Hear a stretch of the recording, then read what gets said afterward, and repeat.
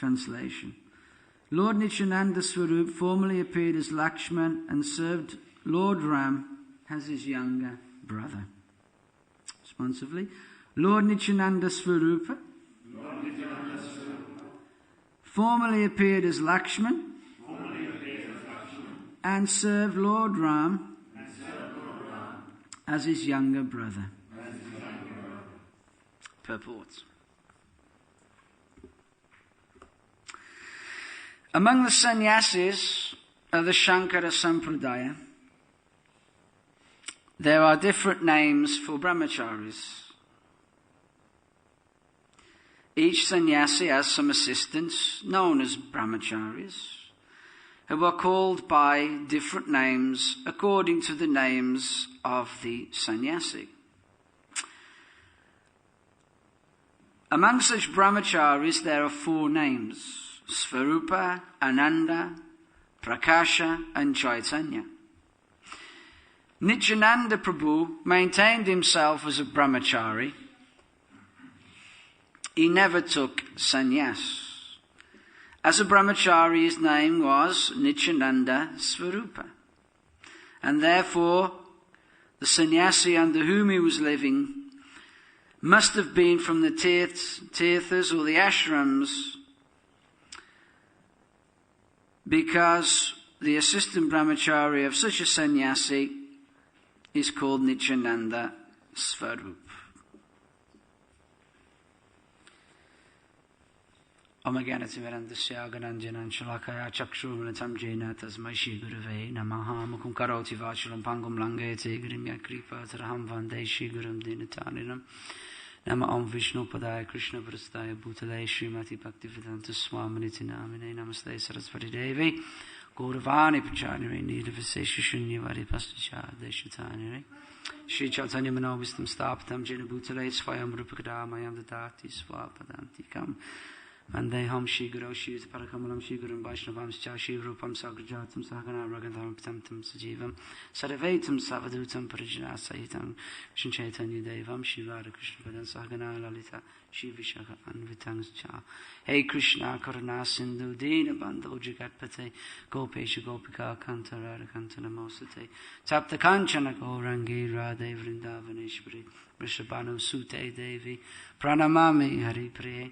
Panchakalpatarubhyascha Kripasindhu Bhavacha Patitanam Pavanebhyo Vaishnavebhyo Namo Namaha Jai Shri Krishna Chaitanya Prabhu Nityananda Shri Advaita Gadadhar Shivasari Shri Gaura Bhakta Vrinda Hare Krishna Krishna Krishna Hare Hare Hare Ram Rama Rama Hare Hare Hare Krishna.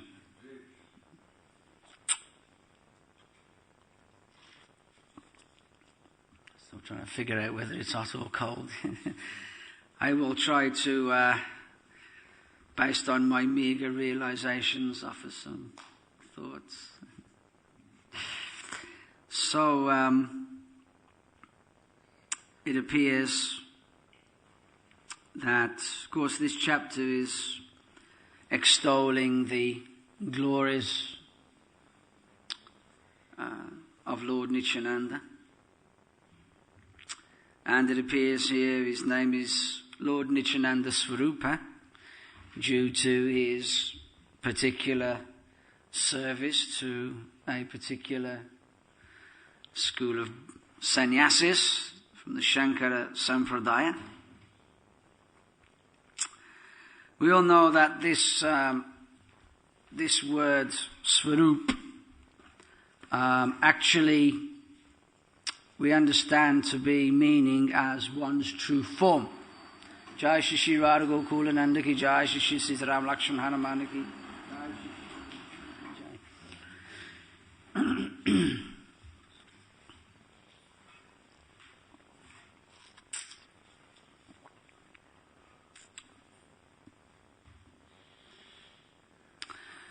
The word Swarup,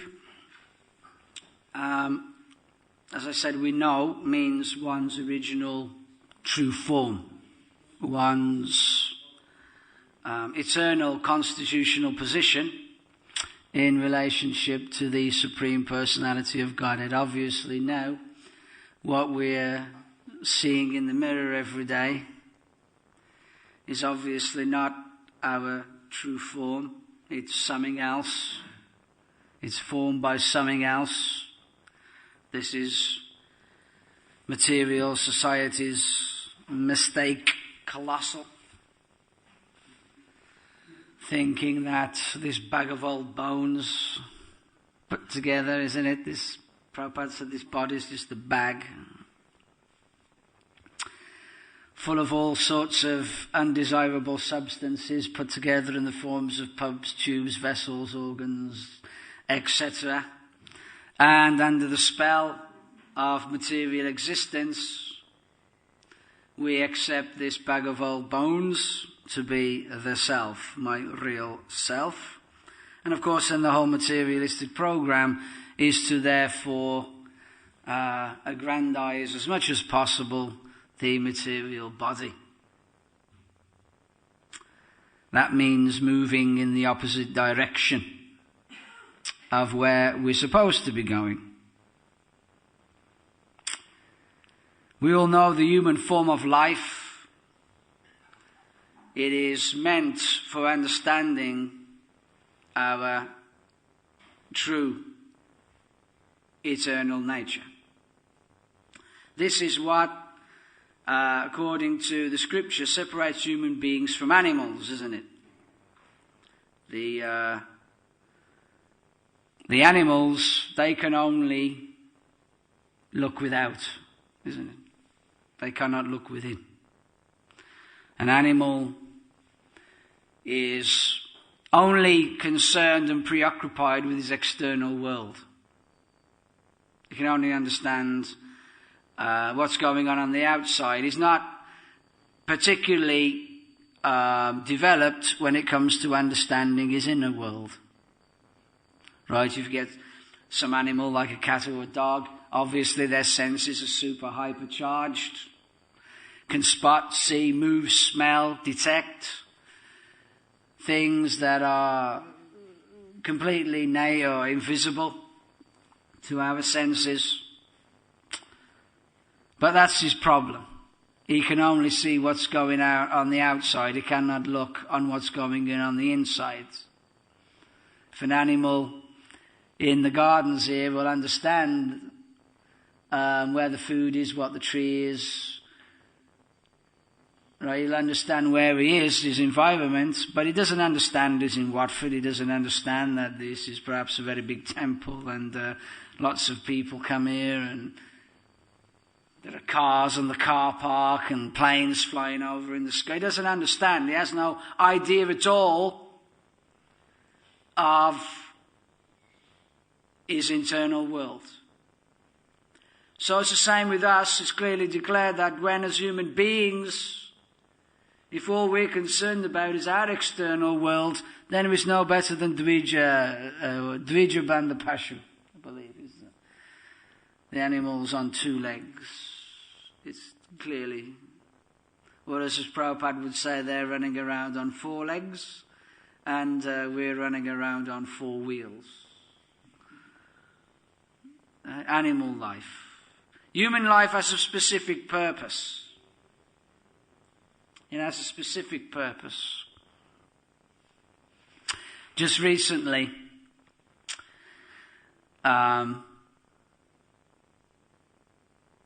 was, I don't know if I could exactly call it a conversation, but I was approached by one Christian gentleman. I'll say no more. Nothing wrong with a Christian. But he was trying to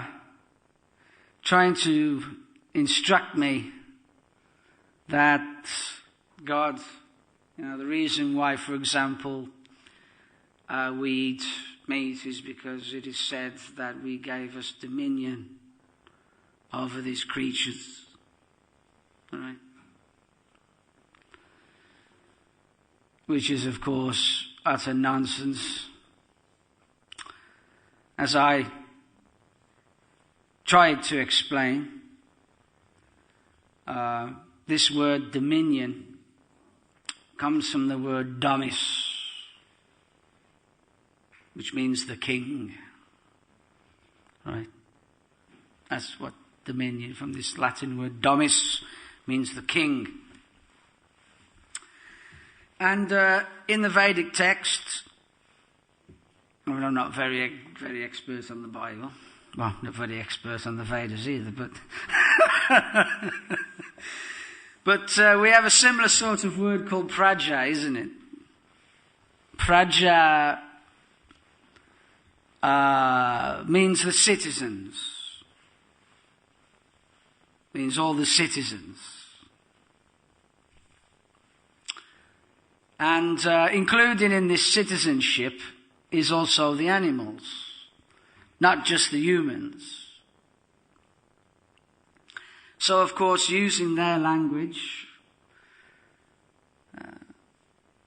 I asked, is this the case that the all-merciful, loving God, who's a compassionate ocean of mercy, who made all creatures great and small,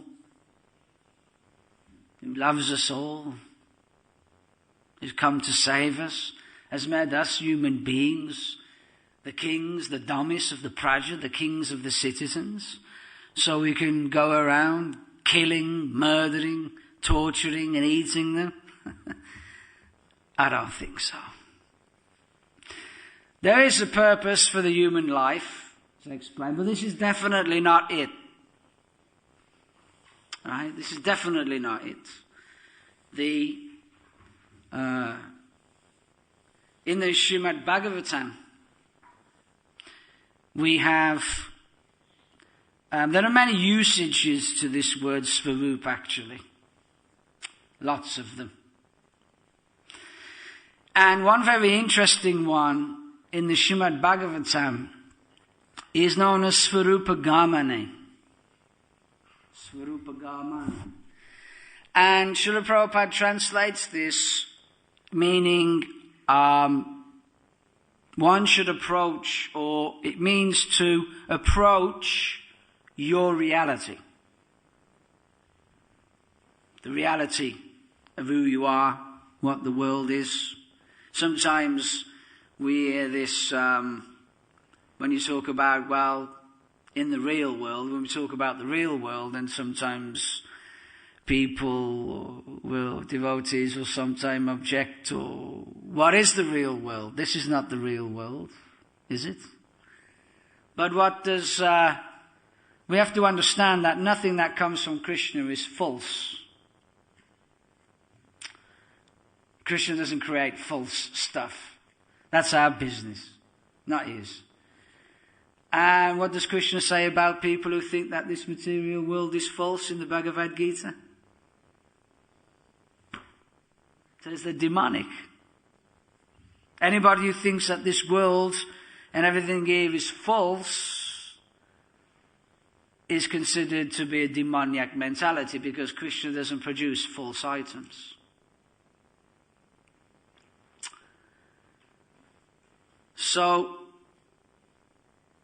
approaching one's reality means to understand. Of course, another word which is used for self-realization is Svarupa Gyan. This is also used to, in the scriptures, denote the process of self-realization, Svarupa Gyan. Of course, meanings understand who we are, what is the nature of this reality. Srila Prabhupada would also describe that part of self-realization also means understanding the nature of this material world. You got to know where you're at, and you got to know where you need to go. Yeah, you got to know where we're at. We got to know, this material world is very real, and we are very here. Well, speak for myself at least. This is sometimes it's quite amazing, isn't it? When you meet people practicing spiritual life, they seem to think that they're just gonna, if they do something or the other at the end of this life, they're automatically going to go back to the spiritual world. But we have to understand that we made a conscious decision to come here, and if we're going to get back, then ultimately we're going to have to make a conscious decision to go back.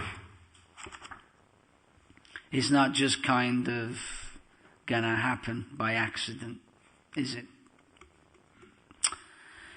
So the Swarupa Gyan, transcendental realization, understanding who am I, what is the nature of this world, what is the nature of the spiritual world, who is Krishna, what is my relationship with him, how to act in this relationship. All these things are known as Swarupa Gyan. The transcendental realization, again, to approach our own reality. Is Lord Nityananda not our reality? He is the strength of the entire creation. According to the scriptures, he is the first expansion to create all the different activities of Lord Krishna. For Lord Krishna's pastimes, he serves as the first expansion. There is another interesting usage of this word Swarup. In the Srimad Bhagavatam, this is King Rahugana in the 5th canto of the Bhagavatam, where he refers to Jad Bharat as Swarupa Tuchikrita Vigrahaya. This means that a person who has completely removed all contradictions from the scriptures due to self-realization is known as Swarupa Tuchikrita Vigrahaya. So we can see Lord Nityananda Swarup definitely fits all of these descriptions. And the same, I've often heard this, of course, that in itself is a huge discussion. Somebody told me actually when I first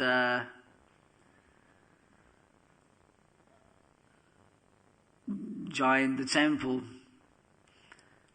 back then, the elder devotees sometimes used to say that you will only make spiritual progress in life, in the spiritual progress, when you can remove all your contradictions from the books. But of course, that means you have to be reading them first, doesn't it? Right? We've got to know the philosophy. We have to know the philosophy. Srila Prabhupada said, his devotees, we are students. And as I say to many people in the congregation, we are part of a very great spiritual lineage. And as thus we have received a great spiritual heritage. Therefore, you should be studying it, understanding it, knowing it, assimilating it, applying it, learning it, teaching it. It's very important. I always remember His Holiness Shivaram Swami used to say, at the time he was here, that it's no good just showing up at university, sitting behind the desk saying, I'm here. Right? If you don't study the books, then you're not going to get the knowledge, you're not going to pass the test. I'd rather be like the person who goes to law school to study law, but he doesn't study the law books. You're not going to probably hire him, right? Because he doesn't know what he's doing. It's ridiculous, isn't it? A lawyer who doesn't know the law. Contradiction, isn't it? So, not even reading the books to begin with is a contradiction. Or a doctor who hasn't studied medicine. Yeah, great. You didn't study the medical? Great. Come and look after my family's health. Why don't you? So if we don't know, I mean, this is just my putrid, horrible, example, but if we don't study the books, then why should Krishna hire us to save the souls? Because we don't know what we're doing, do we? Right? You want to get the mercy, you study the books. So not even studying the books in itself is a contradiction. As a devotee. And then, of course, how many times, this is just minor examples. Again, I'm sure there are many deeper discussions and understandings. But sometimes you hear, this Bhagavad Gita, this Vedas, this, that, this is just a bunch of old books, right? Outdated bunch of old books, isn't it? Nobody follows the old ways anymore. The old ways. The old ways of contradiction, isn't it? People have to understand that modern is something that has always existed. Right? It just means, modern just means that thing which exists outside of genuine knowledge, real eternal knowledge. So, we often hear that this is the timeless wisdom of the Bhagavad Gita, the timeless wisdom of the Srimad Bhagavatam, the timeless wisdom of the Veda. So if it is not affected by time, then how can it be old? Right? It's a contradiction, isn't it? You're contradicting things here. Because we know that which is eternal is not actually afflicted by time. If it's got a beginning and it's got an end, then it's not eternal. Because by definition, eternal means it has no beginning and it has no end. It's like if we talk about the sun, we're talking about heat and light, isn't it? When you talk about heat and light, you're talking about the fiery nature of the sun. If you're not talking, if you're not talking about heat and light, then you're not talking about the sun anymore. You're not talking about fire elements anymore. You're talking about something else. So if we talk about something being old, you're not talking about something which is eternal. You're talking about something else. You're talking about something which is material. So, Svarupa Tuchi Krita Vigrahaya, a person who has completely removed all contradictions from the scriptures by manifesting his true self. Very interesting. Of course, when I believe it was Sanatana Goswami, he asked Lord Chaitanya, what is our actual Swarup? As I said, this word Swarup has many different usages, all relating to the same original knowledge, original self, original energy, original form, spiritual form. But he said, what is the actual Swarup that is of our constitution? What is our constitutional Swarup? Shvarup Sakti. This also used Shvarupa Shakti. Shakti means power or energy, right? What is our Shvarup Shakti? What is our personal power? Everybody wants to be powerful, isn't it? That's the thing when coming to the material world, well, thanks Krishna, I'll have your beauty. I'll have your fame. I'll have your knowledge. I'll have your wealth. I'll have everything. The renunciation, I'll let you keep that one because that's our mentality, isn't it? Material mentality. Thanks, Krishna. I'm so generous. The renunciation bit you can keep. Yeah. Shvarup Sakti, what is our Shvarupa? And Lord Chaitanya answers that the Swarupa of the living entity is actually service. Again, sometimes when speaking to the congregation, I tell them that here at the Hare Krishna temple, as an Hare Krishna devotee, I believe in many things. Like Father Christmas, the Tooth Fairy, pixies, all the weird stuff. But one thing that we have an overriding belief in is that all success must come from service, whether it's material or spiritual, because that's our constitutional position. That's our Svarup. That's just kind of, I don't know whether you describe it as a law or a rule. That's just kind of the way it is.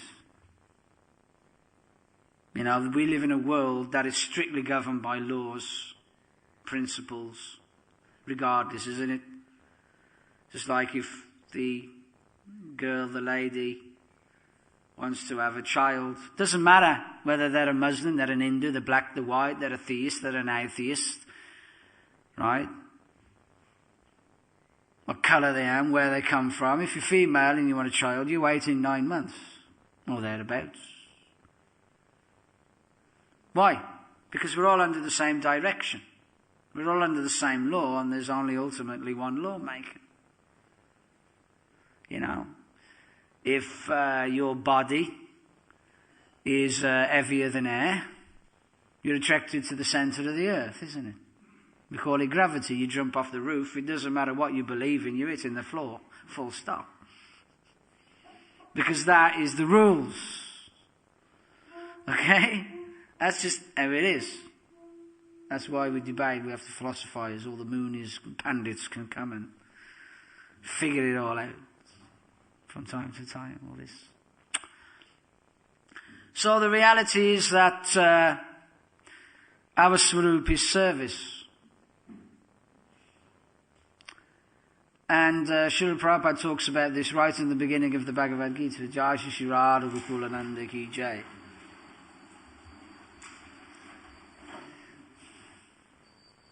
Our Svarupa is actually offering service. Srila Prabhupada again gives that example, isn't it?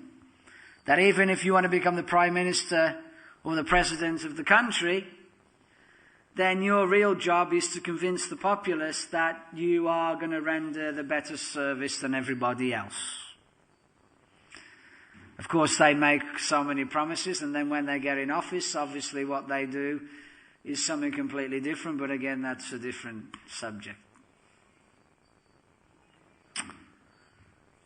Even if one wants to build a material enterprise, the success of that enterprise is completely dependent on what? The quality and quantity of service that you are able to offer the community. If nobody wants your service, then we've got a problem, isn't it? Because there's no success where there's no service. Of course, these days, people don't want to do any service. Isn't it? Welfare, lottery, something for nothing. Gambling. We'll get it for nothing. Forget the service. There's an opportunity to get it for nothing now. This is the problem, isn't it? Gambling. Creates this something for nothing mentality. But in reality, there is no such thing as something for nothing. If you understand the law of karma, you will understand there is never anything for nothing. Even though it may appear to be you, right? You reap what you sow. Full stop. We are where we are in life because of what we've sown in the past. You don't like it, well, try sowing something else. Because if you're ignorant, then you're not going to know what to do, is it? That's what Srila Prabhupada said. The materialists, they have no idea what should be done or what shouldn't be done. But that's okay. We've got the lot to do and get it all for nothing anyway.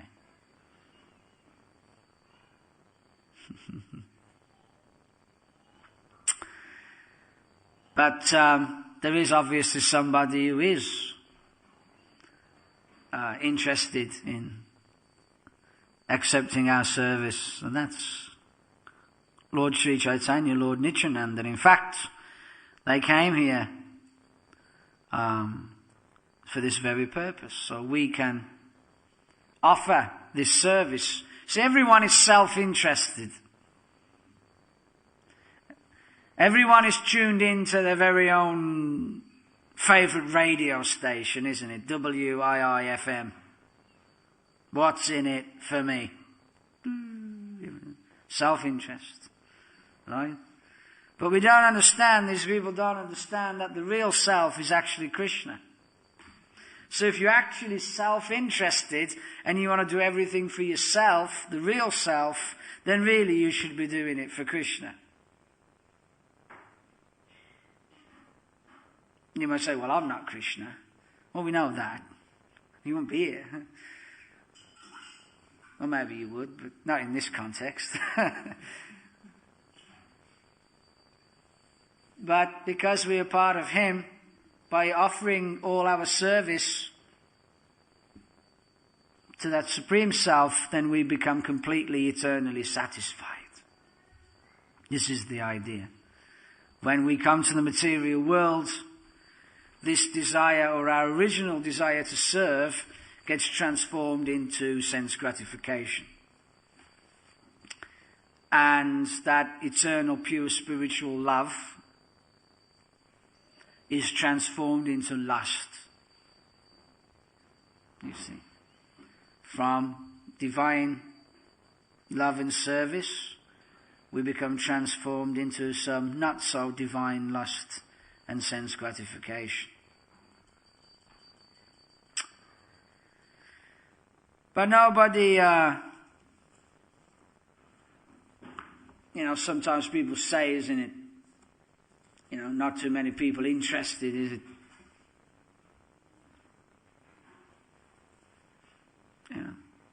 It's like somebody said to me, I've been preaching now for about 12 months, but nobody seems really very interested. Well, I said, well, that's okay. I've been here for almost 20 years, and guess what? Nobody's interested. But you have to be interested. As long as you're interested, then it's okay, isn't it? We should be interested. Isn't it people argue why become part of a religion? Tells you what to eat, tells you what to wear, tells you what hairstyle you have, tells you what to read, tells you what to do. Oh, nothing to do with that. I come from London, not the Congo. I'm intelligent, mate. Right?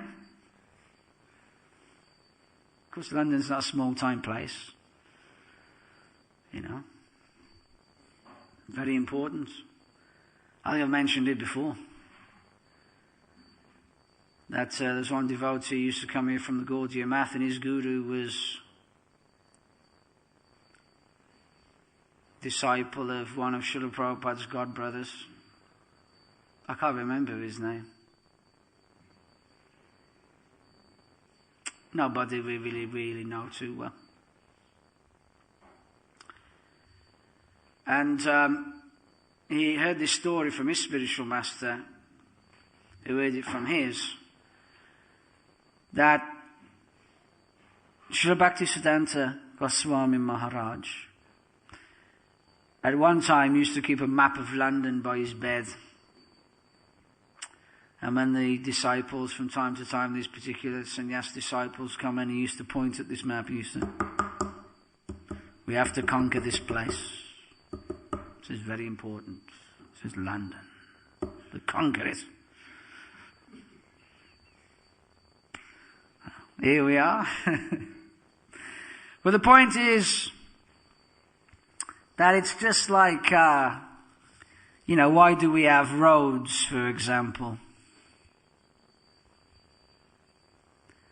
A road, a particular path, a track, is meant to get you from A to B safely and smoothly, isn't it? And therefore there's rules and there's some regulations along the road. that you have to follow to get there properly. That's why we ultimately do what we do, because, if you want to go to the Midlands, there's a certain road you go up. It's called the M1. Where I come from, we used to say that the only good thing that came out of London was the M1. Because it comes out. It's a northerners for you, right? You know? Of course, the Mayavadis, they got it different, right? It's all one anyway, because it don't matter what you do, you'd have to drive up the road. I mean, what would happen if you started driving across the fields and you went, right around the left, right around the roundabouts to the left, and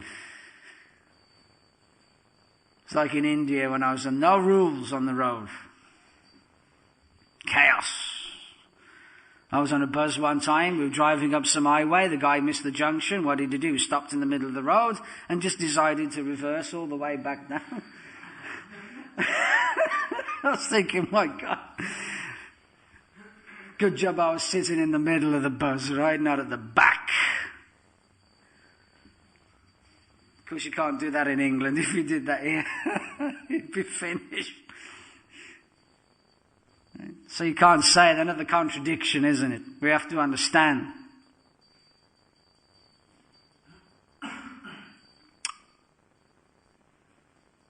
So that's our path. There is a path that has been chalked out by the Lord that enables us to follow the path of ultimate spiritual realization through offering service.